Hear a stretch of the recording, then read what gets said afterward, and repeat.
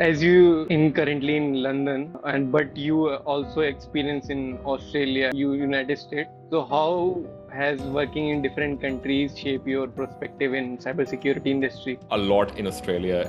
I was on the ground. The same, I'm in London now. I've worked a lot with American companies and seen that culture. I think it's more the cultural aspect of it rather than the technical aspect of it. Like if I'm solving a cloud security or an AI security problem in Australia, US, UK, it doesn't really matter what the country. The problem is still the same. I think where you would find difference is. So you have experience as a CISO, and what are the some of the key lessons you learned about in this role? I think the biggest lesson that I learned was to be patient. And I don't think anyone wants to hear the answer, but I must clarify, I am someone who is a technical CISO versus a CISO who's probably more. So you host the Cloud Security Podcast. Tell us more about the podcast and what you aim to achieve. So Cloud Security Podcast has been running for almost 5 years now. It is the largest cloud security and even cloud native security, that's Kubernetes security audience in the world globally or as an online presence. Hello guys, welcome back to my channel. मैं आप सबका अपना host Nitish. आज मैं फिर हाजिर हो गया हूँ अपने ब्रांड न्यू पॉडकास्ट के साथ। आज के हमारे गेस्ट हैं Ashish. He is currently as a working as a CISO and इनका खुद का भी क्लाउड सिक्योरिटी पॉडकास्ट चैनल है और एआई पॉडकास्ट चैनल भी है, और ये बूट कैम्प भी ऑर्गेनाइज कराते हैं क्लाउड सिक्योरिटी के बारे में जानने के लिए और जनरल अवेयरनेस के बारे में कि आप कैसे क्लाउड सिक्योरिटी में आ सकते हैं। तो आज हम इनकी जर्नी के बारे में जानेंगे। तो without any delay start करते हैं। So hi Ashish, please introduce yourself. Sure. Hello, everyone. I am Ashish Jan. I've been in the cybersecurity space for over 14 years. And for the past almost 8-9 years, I've been primarily working in the cloud security space, doing a few CISO roles or Chief Information Security Officer roles. Still work now I actually work in EdTech as a Chief Information Security Officer. And I also help host a podcast called Cloud Security Podcast and co-host another podcast because I clearly cannot have only one, is AI cybersecurity podcast. So, and when I'm not doing any of this, I'm just training people in cloud security. So hopefully people get jobs in cloud security. I mean, that should hopefully the short version of it. So could you walk through your professional journey and how lead to you where you are today? So I did my bachelor's in IT, master's in cybersecurity. Well, it was called information security then. I would say that's from an academic perspective, that's kind of what I did. In terms of professionally, the first job that I got, I actually thought I would become a pen tester, but I absolutely hated that job. And it's like, it's like, I think every time you study cybersecurity, the best thing you want for yourself in the beginning is to get a pen tester job. Because like, I'm going to hack the world. Becoming hacking. Become Yeah. Basically, I'll be the cool guy who's in that, whatever the TV show that I watched that inspired me to be that cybersecurity person. And then you find out the reality is far from it. When you have to spend, I think the reality of pen testing for people who may not have gotten into and they find out is that sometimes you only get 2 weeks. You get a website and you have to figure out in 2 weeks what the hell is wrong with this website and document it and figure out a solution for it as well. And by the way, you don't even know what the language is of the website. And I go, great. It sounds like I don't want to paint it in a gray picture. I'm sure it's great for people who enjoy that bit of research. I think for me, the challenge was as much as I enjoyed technology and wanted to learn more things, what I did not enjoy about pen testing was that same scenario of 2 weeks, one web app or one cloud app that you're looking at and trying to investigate. You spend hours trying to read through documentation manuals and finding out you've done recon, you're there, you're almost on the door. Then the real work of just going through different manuals, CVs, trying to figure out what the vulnerability is. I think that's where I felt like, okay, this needs to be better than that. The other realization that I also had was that the pen testers are like, they usually come with the bad news. And as you can tell, I'm a very happy person. I enjoy talking about good things in life. So I ended up you don't want to be the one who just goes to company and say, hey, you have 25 bugs. I found all of them and you need to fix all of them. I'd rather be on the other side where I can talk about how do I fix this. And that's where led to my first job, which I continued working on and then did some more time, was in identity and access management. That was through a graduate program that one of the companies was running in Australia, and did that for, I think I did that for 3-4 years, moved over to security architecture, moved over to cloud security engineering, moved over to cloud security architect, and built a SOC team, and got my first CISO role after I built a SOC team. That was in the cloud space. I was helping an organization that was moving into a multi-cloud space, so became a CISO there, and then continued to be a CISO after that. Well, I guess yeah, been a CISO since. So, as you in currently in London, and but you also experience in Australia, having experience in Australia and you United States. So, Yeah. how has working in different countries shape your perspective in cybersecurity industry? Oh, that's a good question. Actually, I would say what changes between different countries. Like, so I've worked a lot in Australia I guess I was on the ground. The same, I'm in London now. I've worked a lot with American companies and seen that culture. I think it's more the cultural aspect of it rather than the technical aspect of it. Like if I'm solving a cloud security or an AI security problem in Australia, US, UK, it doesn't really matter what the country. The problem is still the same. I think where you would find difference is whether you're the right person to solve the problem. I think that's kind of where it comes in from. And what I primarily found was like all the jobs that I applied for that I never got, I was just never qualified for it. I just had to accept that reality that as much as I would like to say that, I was the best candidate, I did apply to 50 jobs without looking at the full details of it. So I am like, I just did, so I am guilty of it. Now looking back, I can go, oh yeah, I can see why I did not get that job. And I definitely found that working between different countries, fortunately, because technology is the same, what changes dramatically is the scale of the problem. Like, I think I would say in Australia, if I was to work for a bank in a cybersecurity department, the challenge I would face is, say, a bank is doing $1 million every microsecond or something. But or in London, for example, which is a bigger investment hub, a lot more financial organizations, a lot more fintech organizations.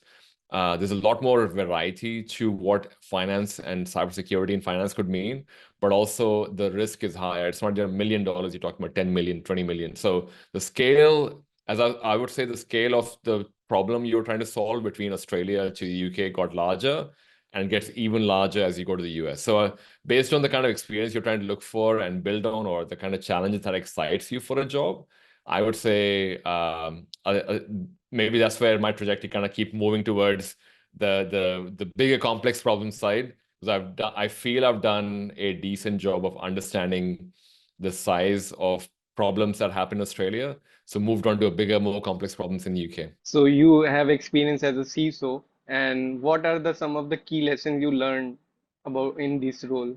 I think the biggest lesson that I learned was to be patient. And I don't think anyone wants to hear the answer, but I must clarify, I am someone who is a technical CISO versus I guess a CISO who's probably more at a higher level, and I've always preferred to do that. More in the manager part, managing things. Yeah, that's right. So I think it's worthwhile calling out. So some people enjoy more of the fact that, hey, I want to have a team of 7 managers and then they look after everything below it.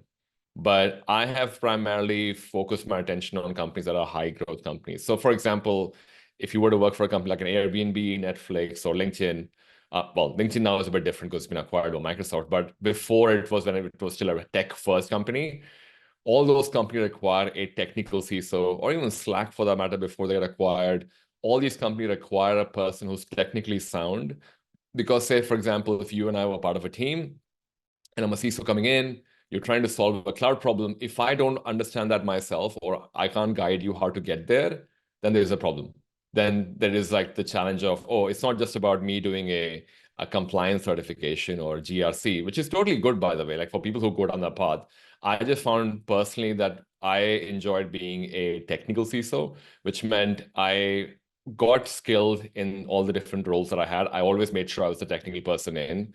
I was trying to get deep into it. So when that came to my CISO role, the reason I had to learn patience was that I could do the job myself, but I had to be patient and say, no, what? I think that she should learn this. This is as much as I would like to just do the whole thing and give the answer. I think they should go through that journey, and because I don't want them, like, the whole thing with teaching someone to fish rather than fishing for them. I think that's where it comes in from. Because if I keep giving the answers, the person would never learn. And it's not coming from a place that, they don't want to learn. They want to learn. They just want like a little bit of guidance for, okay, what's the next step here? Have you tried this? And then they go down, come back, and in a week's time, like, oh, okay, now I've figured out the problem. Like, this is so excited. I mean, and as much as, so that's where I have to be more of a patience person. I guess I'm like, okay, I have to allow more people to be able to have their wins and not be the only person with the win, if that makes sense. So you host the Cloud Security Podcast. Tell us more about the podcast and what you aim to achieve with it. Yeah, sure. So Cloud Security Podcast has been running for almost 5 years now. It is the largest cloud security and even cloud native security, that's Kubernetes security audience in the world globally as an online presence. And I think we did like almost 1 million downloads last year. I think hopefully gonna do 1.5 million downloads this year across the platforms. So we are the largest community. We have had people who are CISO of Reddit, CISO of LinkedIn, CISO of GitHub, GitLab. Like think of all the big companies we've had the CISOs who have come in and spoken and shared, because these are also technical CISOs themselves as well. They all come and shared what they learned and what they want to think about the cloud world. So the mission behind Cloud Security Podcast, as much as it's been getting a lot of attention and it has a lot of people behind it learning it and using it as a way to understand the lingo of cloud security. For people who are new to cloud security, want to understand what cloud security people talk about, it's definitely great for them. So works out better. So I run this with Shilpi Bhattacharjee, who's my co-founder. Her and I aim to have education as part of it. Education is the reason why her and I got into and where we are today. That's what we're grateful for. We want to pass that on to other people. That's why in the beginning of this recording, I was talking about, education is kind of one of those things we're trying to work towards. At the moment, I run like a monthly free bootcamp webinar thing. We pick a topic. I think we've got 3,000, 4,000 people who come in and just get free lessons on cloud security in AWS every month. It's called cloudsecuritybootcamp.com. People sign up and they get emails for, hey, you know what? So they're like, you don't have to have money to learn training. I don't want that to be an excuse. And the aim at the moment is so last year, I think in fact this year already, we have done over 1,000 training in companies and taught different people. We want to continue doing the corporate training part so more people upskill. So yeah, I would say continue doing what we're doing with Cloud Security Podcast and spread the practitioner messaging for people to understand how to do cloud security and what are some of the trends in cloud security, what should I look out for. And the phase 2, as Shilpi and I would call it, is that we're trying to work towards educating more people about cloud security. It's the same as if I were to describe it, how people say, hey, AI is the new internet. That internet is being built on the foundation of cloud. You cannot build AI without having cloud as your foundation. So we do see this as a future where, as much as we've called it Cloud Security Podcast, and I can't call it podcast by Ashish. So I'm definitely putting all the bets on the fact that this is what it's building on. And fortunately, the market seems to trend in that direction as well, where everything that is AI driven is going to be built on cloud. They're just not a practical way for someone to have a global scale of that much hardware compute requirement just by using a data center. So I believe if we start educating now, the next generation and the gap that we talk about in cybersecurity, or in fact, cloud security, people should be able to work on it, because this is, and for people who probably listen to the podcast would probably understand this, we're already seeing the fact that the cloud security people are now working with the identity access management people. They are the people who are working with the SOC team. They are the people who are working. So everyone is already, if you were to think of cloud as an octopus with tentacles outside, it's basically branching into network security, application security, because that's where your applications are built, infrastructure security, network security. It's basically all of that is pointing to the direction that, oh, okay, the cloud is going to be that the sysadmin role that people used to talk about internet for people. Those are your cloud engineers today. And the security people, network security people, infrastructure security people, those are your cloud security people who are building on top, who are going to work with all these other departments as well. So I'm excited for the phase 2 of educating more people about cloud security, man. So how has mentorship plays a role in your career and both as a mentor and as a mentee? I would say I don't think I've ever had a formal mentor. I've definitely mentored a few people. I've definitely asked and helped a lot of people get into either cybersecurity or creating content in cybersecurity, because a lot of people reach out for, hey, I want to create content in cybersecurity, because personal branding is a thing, as much as that's a word that people think, oh, that's not me. It definitely helps you stand out in a job. The biggest example is that I'm sitting here in London right now, even though I started in Australia. It's all because of personal branding. Nothing, I did not even think I would get here if I did not have put in the time and effort to build the content, build the personal brand behind it. And I mean, all of us are on Instagram or TikTok every day anyways. And now it basically, it's like, if you see yourself in there, you don't have to be embarrassed about the fact that, hey, that looks like me doing a video. So I would say that definitely helped a lot of people that I mentored become more content creators and build a personal brand. So they are getting talks at conferences. They are able to go out and get jobs as well. I would say I don't think, unfortunately, I never had a mentor, and I don't know. It's not because I don't actively seek one. I think people should definitely seek one. I think if you notice a pattern, I found out that I don't know if it's an official stat, but I'm definitely one of the younger people who got the CISO role. Usually people by the time they become CISO, they're on their 40s and 50s. I was in my 20s when I got my CISO role. So I'm looking at this very, very differently. So there was no one who could tell me or point at the fact that, oh, you're going too fast. And I'm like, oh, but I don't know. It doesn't feel fast to me, bro. Like, so it feels too slow that I'm in my 20s and I have to. But then I realized that the industry also looks at a young person that, oh, you don't have enough experience. I'm like, well, if you allow me, I would have experience, but it definitely, and maybe that's where I got into the whole technical CISO part, where it became more about, oh, if I'm technically sound, and which, I mean, I guess fortunately and unfortunately, means that the demand for those kind of people is higher in a tech forward company like Airbnb's of the world, I guess your Netflix of the world. They want those kind of people, so it means that you get recognition more quickly in those companies. I personally found that the non-technical path is a bit slower path to get to CISO, and I think that's maybe the reason why I never ended up getting a mentor. I just had to carve my own path. And I do mean it in the most humblest way possible. So if someone listens or watches this and goes, hey, she shouldn't have a mentor, I don't need a mentor, I would say, make your own judgment. I just had that because I was in a race with myself, I guess, in my mind, that I wanted to become a CISO as quickly as possible. That's great. It's depend on person to person and their requirement and their situation also. So 100%, yeah. I see that you are connected to over 22,000 people on LinkedIn. What strategies or approaches have you found effective for building such a large and engaged network? Well, I think I'm definitely, I would say by saying I am definitely grateful people choose to follow. Something that people did not know is that I used to create content in men's fashion before I started doing cybersecurity content. And I basically have, yeah, there was a point when people used to call me the best dressed man on LinkedIn. Now there's so many people in suits now. So it's like, I'm no longer the best dressed man. I think I'm one of the best dressed man on LinkedIn now. And I found that I was like during COVID, I think that's kind of what the turning point was. Before COVID, I just used to do videos because I was like, who's going to listen to cybersecurity content? And when I joked about the whole Instagram TikTok earlier, I was kind of joking about myself in a way where like I would look at those videos like, that's not me. That's definitely not me. But I started creating on men's fashion because I thought cybersecurity was boring and people would be more interested in men's fashion. But 2020 happened and I was stuck at home and I was trying to, oh, I guess no one's really going out and dressing up in suits and everything. So had to change. Funny enough, that's when I grew the beard and mustache. So if you ever Google search Ashish Raj, and you'll probably find a lot of my clean shave pictures, which I do. I just cannot see myself as a clean shave person again. I'm like, wow, I look like a little kid.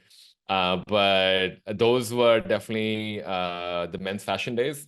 I think the new persona, for lack of a better word, that I've taken on is I've accepted the fact that I'm creating content in cloud security and helping people get jobs in cloud security, which kind of became the driver that I'm also able to do this as a mission that I want to kind of get behind And I'm grateful for the fact that I get opportunities to meet with people who follow me and get pictures with me and put a gum in my video at conferences and stuff as well. I'm super grateful for that.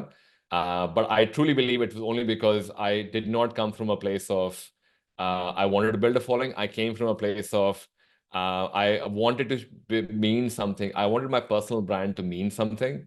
And that had to be either men's fashion, cybersecurity, but I decided to combine the two, which is why I think I do both.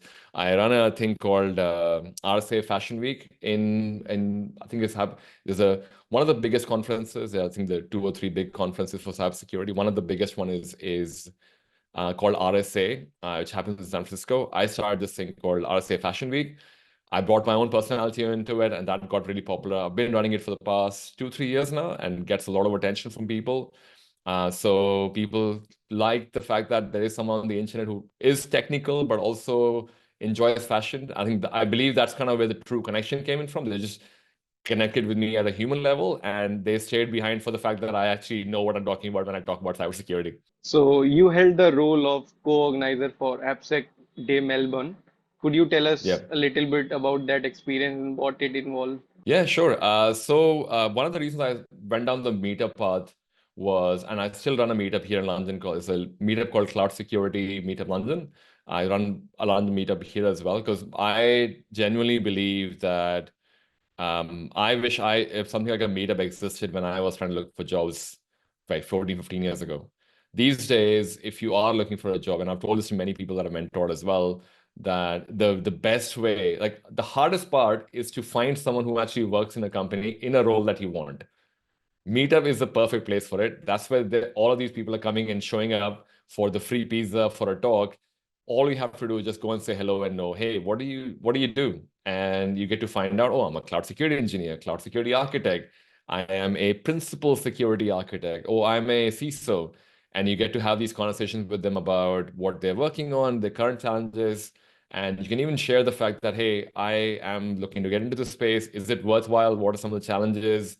What should I study? I did not have that. There was no commonplace, and so AppSec days, I even started something called DevSecOps Melbourne, which was the largest DevSecOps community in Australia and New Zealand. And I do say that, but I also want to call out that Australia has a bigger population than New Zealand, so maybe that's why it was the largest as well. But it is definitely something that became a community for DevSecOps people from the AppSec side and the cloud side to come together. And I think I just passed the baton on to someone else to kind of carry on while after I left Melbourne. But the goal behind that was to create an environment where, for people who want to build their personal brand, come and talk. Definitely was a space for them. Whether you're a first-time speaker or the 20th time speaker, you were still welcomed. If you want to run a workshop, you learn something, you want to come and share that with other people and see what that's like as well, because perhaps you want to be more of a trainer rather than a cybersecurity engineer. That's basically was the first goal, and I have continued that same ethos here in London as well. The goal is to continue creating this more communities like this, hopefully online, so that way it's easier for people to connect and find other people who are in that same phase as them. Because to what your question about earlier about the 3 countries, technical problems are the same. It's just the scale or complexity is different between different countries. So people can still connect irrespective of whichever part of the world you go to. So that was the goal behind it, and I think it still is the mission to continue doing that. So what advice would you give to aspiring cybersecurity professional who are interested in writing and publishing their work? I would say, funny enough, I'm actually a pretty bad writer, and I'm more of a video person. I've always been a video person, and I would say, number one thing, definitely find a medium to communicate about what you're learning, um, because what that does is, I have known so many people found their jobs because they wrote about a portfolio project or something they wrote on a Medium article or a LinkedIn article, wherever, and someone finds it and go, oh my God, this is exactly what I was trying to solve.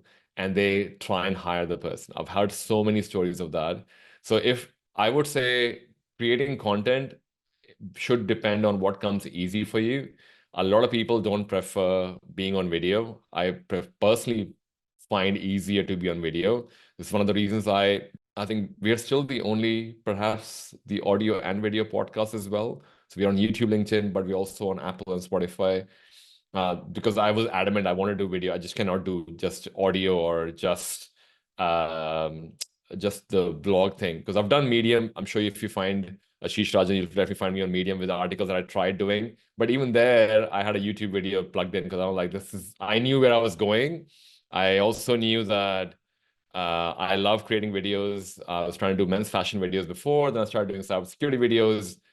So I would say for me, the comfort zone was videos. I do more of that rather than writing and talking.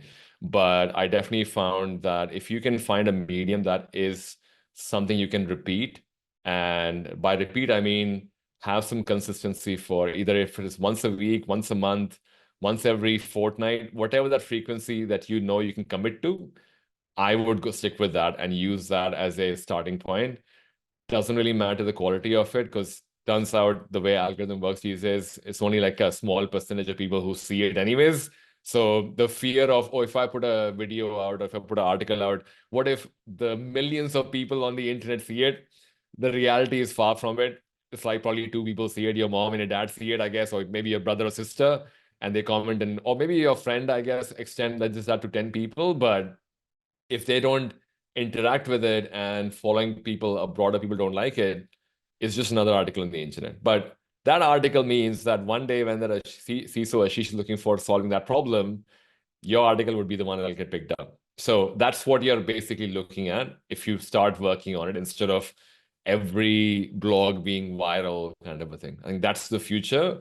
Most of the people that I've hired, I've found that if someone has been blogging about what they've been learning, it's a lot more easier to convince internally as well to say, you know what, he's been doing this, he's been learning this, I can validate that we should definitely have this candidate in that list of people we're interviewing because of so and so, compared to someone who's just done a certification or just did your bachelor's or master's and come straight through the door, because you're taking a bit of a risk at that point. So you work on project from range of organization to multi-organization to government agencies.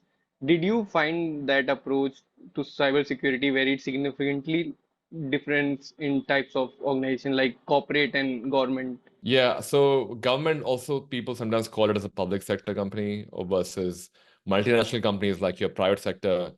You would find the difference comes in terms of the governance and compliance requirement between a public sector is a lot higher compared to a private company. Like, so for example, imagine if it's the government of, I don't know, just say India, UK, or whatever, you are a citizen there. The fact that if your data gets leaked as a citizen, you would probably be more upset than the fact that your, I don't know, your Vodafone username password got displayed. Because the worst case scenario is very different. A worst case scenario for a public sector is that, oh, any little risk that we take impacts the entire population of the country. So they have to be a lot more driven by how do we make sure we do tick all the right boxes, the check boxes for from a security perspective. The technical requirement is there, yes, but governments are usually known to be a lot more slower in technology. What that means is that if you're trying to work on, say, the edge, for example, right now, which is AI, you probably would not have a lot of projects in public sector. And rightly so, because they are probably working on building policy, which they rightly should. But if you want to be someone who is looking at, I mean, I guess most of us want to join technology because we understand it changes quite often. We want to learn things. We have that engineering mindset. And that's where I've personally leaned more towards private sector because there's a lot more options in terms of you can go from, say, a retail industry to a oil and gas industry to a mining industry to a banking industry, financial industry, technology company. There's so many options. Whereas public sector, like, well, yes, you can have a tax department, you can have I don't know what other department. I'm just doing a tax because I have to pay tax. But whatever the other departments are, there is I feel the pool is limited, and you're not changing the world. And at least for me, I personally found that private sector definitely offers a lot more flavor and variance and challenges. So I would say the main difference that you would see yourself tossing the options for, do you want stability of a job in government, but then things don't really change, and you become this person who's probably less motivated over time, or probably more motivated by the fact that you get to change the world by changing policies. Maybe that's your thing. Or are you a person in the private sector who enjoys the challenge of actively working on newer projects, newer technology coming out? Today's cloud, tomorrow's AI, the other day maybe it's holograms or VR, AR. That is a lot slower in public sector, as I said, for multiple reasons. So I think that's where the difference comes in. So what that also means for cybersecurity is that, do you want to be cybersecurity for a well-known problem in public sector, or do you want to be, oh, I want to solve what is cybersecurity for AI? Don't know. We should probably figure it out. So that's where I think the difference would be seen. So your involvement in the entire project life cycle from designing and into implementation to testing and migration and documentation. What aspect of the project life cycle do you enjoy the most? And they there any areas where you feel particular excel? Oh, so I haven't personally been deep as a CISO. You manage a lot of projects. You probably don't get involved too deep into it. I have a budget that I have to, like, say, for example, the easiest way to explain this is if you were to build a bike, or actually maybe an even more simple example. I say, hey man, hey Nitish, I would like you to build me a computer. Let's build a CPU together. Like, okay. Uh, what am I working with? Like, okay, so you have $10,000 to spend. Now, that's kind of similar to what happens with CISOs, where we get a budget from the executives, whether it's CTO, CIO, whoever, and we're basically told, okay, you have $10,000. Hopefully, you have a lot more than $10,000, but if you have $10,000 to build a cybersecurity program for a bank, now you're like, oh, okay, what projects am I running? Oh, I need a security operations team, because if I'm anytime being attacked by a hacker or malicious entity on the internet, I want to identify it and I want to be able to respond to it so I can close that hack instantly. The second part to it is, oh, I need some application security because I'm building applications. I want to be able to save any security vulnerabilities from going out to the internet so I don't have to do bug bounty on it. Oh, like now I have, because I'm public sector, I have to look at governance, risk, and compliance as well. Now I have to spend that 10,000 between all three and figure out, hey, the Ashish, who's the security engineer there, how do I keep them excited about the job? And what I find is the STLC, the project that you're referring to, where different parts of the project, usually security teams are a add-on. We are not the ones who are like, for example, if you are building a security capability, then yes, you are doing the end-to-end. You're doing the figuring out, hey, what the architecture would look like. How do I implement this? The next part, which is usually architects, by the way. Then you go into the engineering piece that, oh, okay, architect had designed what it needs to look like. I need to code this, or I need to implement this somehow. That's where the engineering part comes in. The next part after that is that, oh, okay, now that I've engineered this and I'm happy, I've done my testing, it looks pretty good. Now I hand it over to the security operations team, who will actively monitor it for, hey, is this actively being impacted by something? Is someone trying to attack it? So I would say, as a CISO, the most exciting part is for me to actually see a project complete. These days, I would find that the balance of risk management, as people would say, and risk management means different things to different people. To keep it simple, it's like when people joke about the fact that, oh, if you go outside, be careful on the road because there's a risk of accidents. But in this context, it's more about the technical risk, that if I don't patch this vulnerability, the risk I'm carrying is that Ashish on the internet can actually easily take over and there could be a breach. Like, so being able to explain that to an executive, I think that's been one of the most challenging pieces as a technical person, because you just want to tell the technical thing and people should understand. But I would have not been the person who can give you this analogy of the road example if you were talking to me 4 years ago. It took me some time to understand, hey, not everyone's technical. Like, I can't explain this to my dad, who just doesn't even understand what podcast is sometimes. Like, so how do I explain an executive who's clearly very smart to be an executive on how can I simplify our technical scenario so they understand the potential risk we might be taking if we don't patch this vulnerability? So that I enjoyed that part the most out of all the things that I do as a CISO. You also work with third-party vendors on some IAM projects. Could you Yeah. discuss the dynamics of those collaboration and the key factors that contribute their success? I would say as a third party, which has become a bigger problem now, not just with identity or security operations or even AI for that matter. Like a lot of us are using, like I'm not building my own model. I think internally we use Claude, we use ChatGPT, so which is technically a third party. And if something was to happen tomorrow, which is a security risk to Claude or OpenAI, or we definitely have to be ready for it and be able to respond to it. So I would say that is probably one area where we work quite hard to build trust in the third party that we're working with. That, hey, is it a well-known brand? Are they compliant to the things that we require? Are they able to inform us of, like, for example, and I hate using negative examples, but I'm going to use the example for CrowdStrike, which is basically worthwhile calling out here. That was probably the biggest thing that happened around the world. And everyone found out that, oh, it was a patch that did not work as it was supposed to. And the reality is it does happen, but you don't want to find out from a news source that something has happened. You want to know beforehand by someone to, hey, by the way, we're seeing this across the board. Just want to let you know we are working on this. And you know what? I think that is what something that helps build trust in a supply chain. And I think that's what creates good partnership with, and I think that's where the success of third party vendor engagement kind of comes in from. So, what are the some biggest cybersecurity threats you foresee in upcoming years, and what are the step organization take to mitigate these? Dude, that's a pretty big, heavy load question. What is the future of cybersecurity? What it sounds like. I think the simplest answer to that is the cybersecurity threat that worries me is the next one. If people get that joke, because the ones that have been there at the moment, we know the solution for it. It's the one that we don't know of at this point, and that's what worries me about the cybersecurity threat. And what people can do about it, they can basically make sure that they work. Well, let me put it two ways.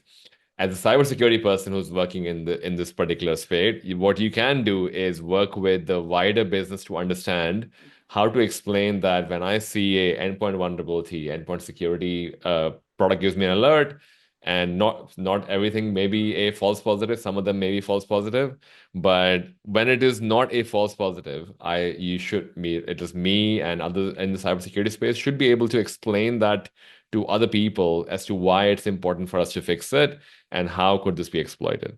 For the other people who are on the business side, I would say if a cybersecurity person comes up to you, sometimes we just may not have a broader business context. So if we can have the patience to explain to the person why is it that you can't work on this particular problem right now and how else can we manage it, and that would go a long way, irrespective of the complexity of vulnerability that comes out tomorrow. Thank you so much, Ashish. You provide valuable insight in cybersecurity world, and thanks for your time. No problem, man. Well, if people on your YouTube want to find out more about this, they can actually check out Cloud Security Podcast. If they want to learn about cloud security, they can check out Cloud Security Bootcamp. Both of them are on YouTube and LinkedIn. I think the podcast is also on Spotify and Apple as well, if people just prefer to listen. But I appreciate you having me, Nitish. Thank you so much for having me. I look forward to this episode coming out and hopefully a part two recording as well, man. Thank you so much. Thank you so much. Thank you. I hope आप सबको आज का podcast काफी informative और काफी कुछ जानने को मिला होगा क्लाउड सिक्योरिटी के बारे में. अगर आपको कोई डाउट्स है, कोई क्वेश्चन है, तो नीचे कमेंट कर सकते हो, और मेरी टॉपमेट की भी लिंक डिस्क्रिप्शन में दे रखी है, वहां से भी कनेक्ट कर सकते हो. और आपको क्लाउड सिक्योरिटी के बारे में जानना है और डेप्थ में पॉडकास्ट जानने हैं, और भी डिफरेंट डिफरेंट चैनल्स यूट्यूब पे हैं, तो आप आशीष का भी चैनल मैं नीचे डिस्क्रिप्शन में दे दूंगा, आप वहां से भी जाके उनके चैनल पे भी विजिट कर सकते हो, जान सकते हो कि क्लाउड सिक्योरिटी कैसी है और भी डिफरेंट डोमेन्स के बारे में. तब तक के लिए स्टे ट्यून्ड, स्टे हैप्पी.